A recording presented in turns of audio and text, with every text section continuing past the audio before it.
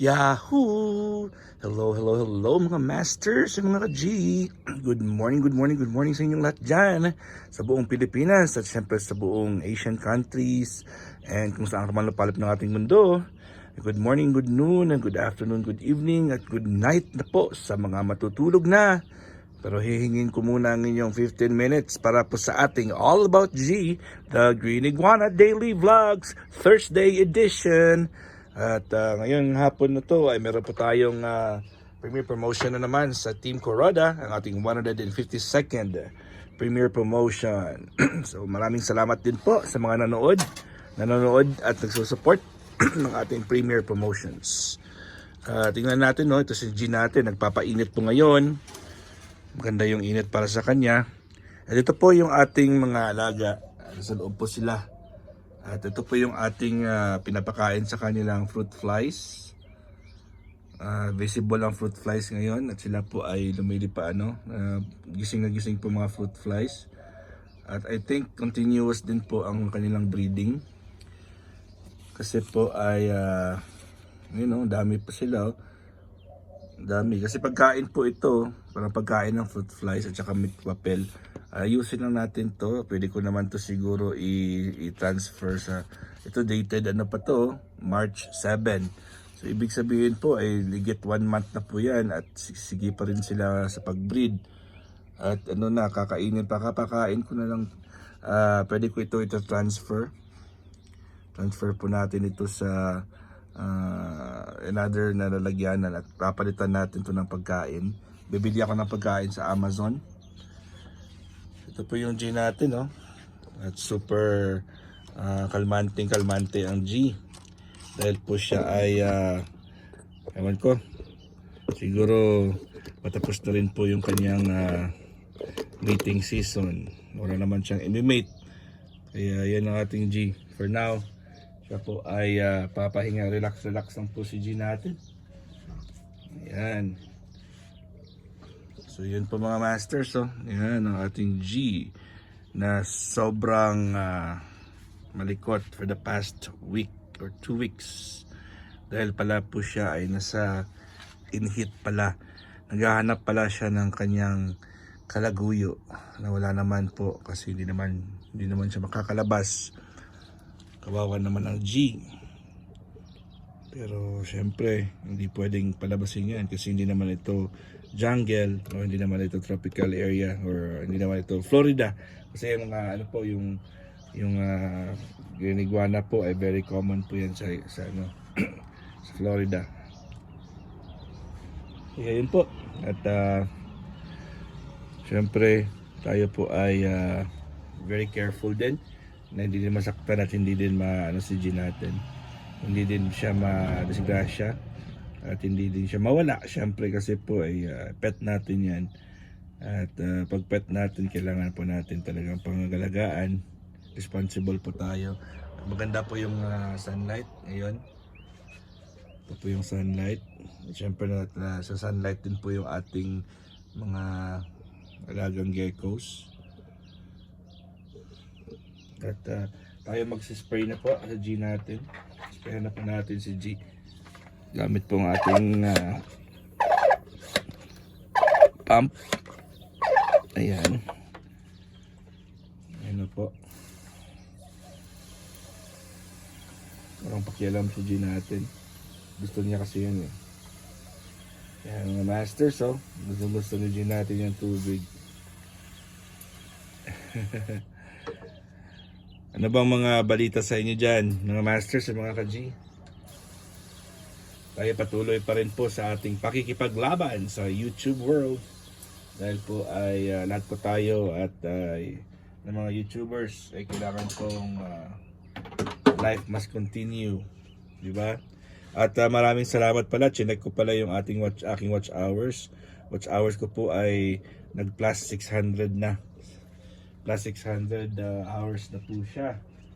Kaya po ay very effective talaga yung yung pag-premiere. At syempre taos puso po talaga ako nagpapasalamat sa inyong lahat dahil po kung hindi po kayo nanonood at nagsusuporta, hindi naman natin ito maaabot yung ganito At pakanyang-kanyang pakulo din yan, di ba mga masters, mga ka-G. And I hope po ay hindi kayo na uumay, hindi kayo naboboring sa ating All About G. Kasi po ay siyempre binibigyan ko rin po ng effort yan. Imagine nyo po, 15 minutes yan. Diba? Nag-usap-usap tayo. Mawalan po tayo ng topic niyan. Pag mawalan tayo ng topic, ano ba yung pag-uusapan natin? At continuous po yung pagsasalita natin. Kaya kailangan lang talaga natin na maging porsigido. At wag mo nang mag-stop. Wag pong maghinto. Kasi pag naghinto po tayo, ay isang araw na paghinto ay magiging ano niyan, kalmante ka na, pwede pa lang mag-stop, pwede pa lang mag-zero, pwede pa lang wag mo na mag-premiere. Ginawa ko niyan, kahit na late na po ako, ay ano ko muna, mini-make sure ko na kahit late po ako ay makakapag All About G pa rin tayo mga masters. So hindi ako tinatry kung hindi matamad, hindi tama rin. Nandito na po si G natin sa second floor niya. Wala po siyang swimming pool ngayon. Hindi ko siya lalagyan ng swimming pool niya. So yun po ang ating All About G, the Green Iguana Daily Vlogs for this day. Today is Thursday. And ini-invite ko rin ulit po kayo para mamaya sa ating premiere promotion sa Team Kuroda. So may mga changes po tayo sa hosts. Tingnan na lang mamaya. Hindi lang ako sure. Sa recording time po ay hindi ko pa alam kung sino talaga sinong go-host. Ayun, ang G natin ay super kulit to. Super kulit talaga ang G natin at papadila-dila pa yan. Diba? Padila-dila pa yan ang G natin. No? Ano mo? Ayun. Ganda lang kuko ng G natin. No? Uy. Na ano naman si G natin, no? May na ano naman pala yung kuko niya. Nasugatan na naman ang kuko ng G natin. Ang G natin po, ang kanyang kuko ay yung kanyang yun, naputol sa sobrang pumimigla po, pumipiglas. hindi ko ma-pronounce. Ayun, naputol po yung kuko niya. Bahala po. Gagaling na naman yan. Gagaling yan. Siyempre. At natin, saan ba napunta yung kuko ng G natin? Ayan. Yun po yung dito. Naputol. Naputol na naman ang kuko niya. Yun o. Putol po yung kuko niya. Ayan. Numudugo yan. Kita niyo po. Pero hindi naman siya hindi naman po siya yung kukulang naman.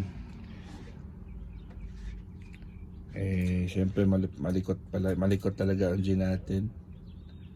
Malikot po siya. Kaya ganun talaga. Normal lang yan, G.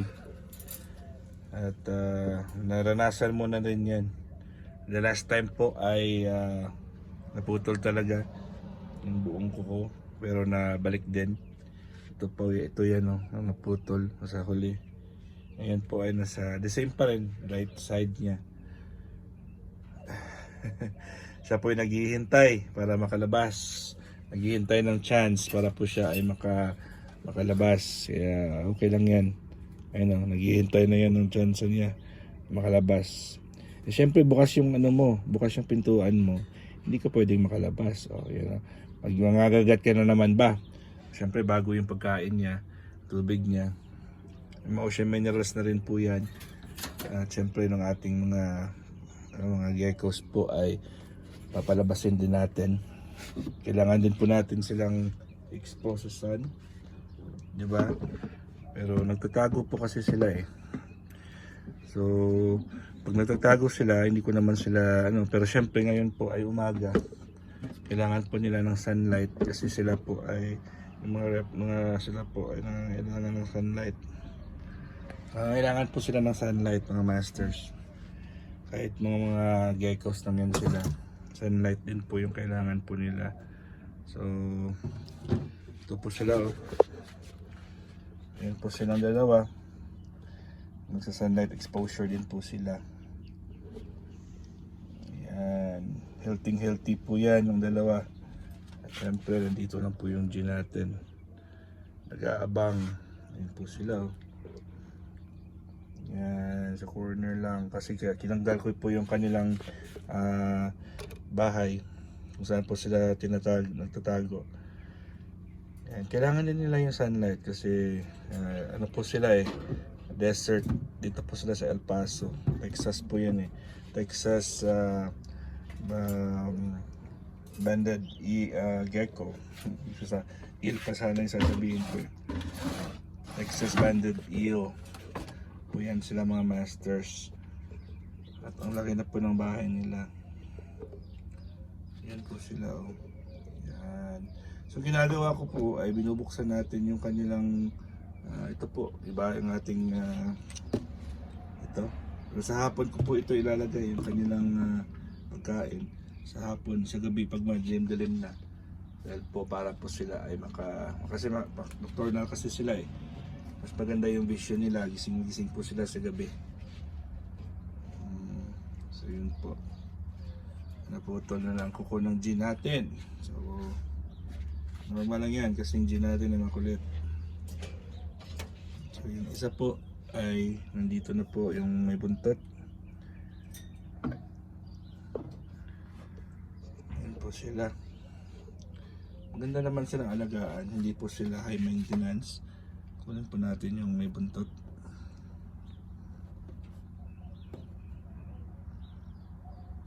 May buntot po, ito po siya.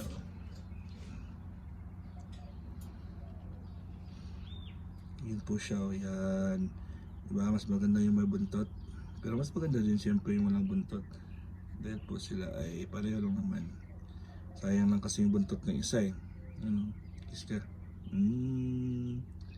Yan po silang dalawa. Sila po yung happy naman at hindi naman sila nag-aaway. Ganda nga yung kanilang pakikisama dahil po sila ay mamahalan.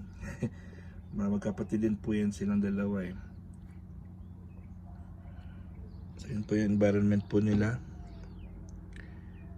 Coconut husk po yan. Shredded coconut husks po yan yung kanilang bedding. Tsaka syempre bato po galing sa labas.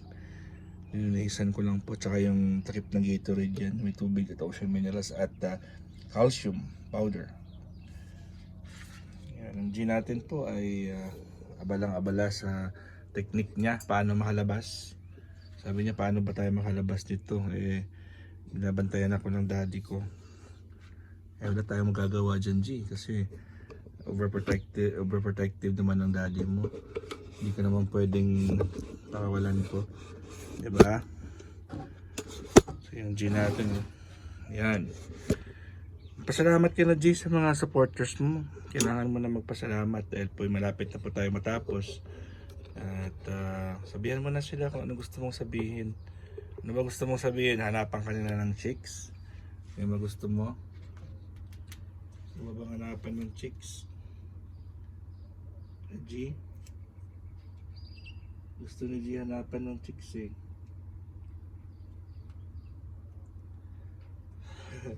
So yun mga masters at mga ka-G, maraming salamat po sa lahat ng inyong love and support.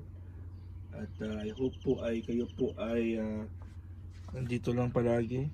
Maraming salamat sa walang sawa niyong pagsuporta at love kay Master Worm at syempre kay G, the Green Iguana, ang ating poging G na gusto talagang lumabas.